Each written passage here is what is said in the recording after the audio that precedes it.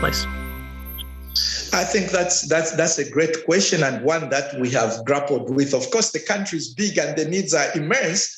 But I think for a novel project like this, what you want to do is pilot it on a relatively small scale and identify several communities in which you have an optimum sort of condition around the issues we are discussing.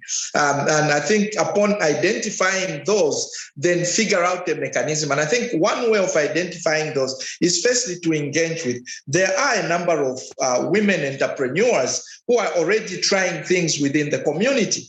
And I think that there are a couple of women entrepreneur groups that we think we can begin as an entry point to talk to them, explain this concept, and figure out where would we best position a project like this. And I think that there will be one or two mechanisms to identify several groupings, which then you sort of nurture and make work.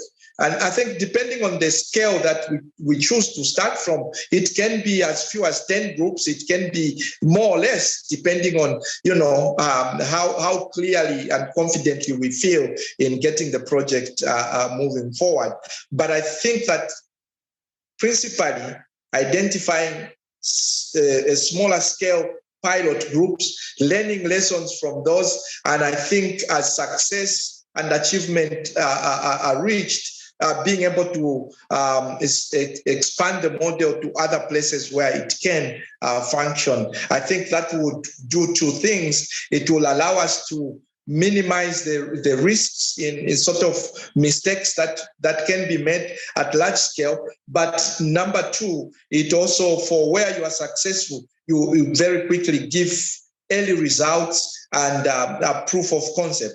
We are still looking at numbers, and hopefully when we refine this concept, we should be able to have fairly clear answers around, what is the impact on lives saved or sort of problems mitigated, and be able to express some of the experiences in that light. But we think that it can be done stepwise. And Professor Roma,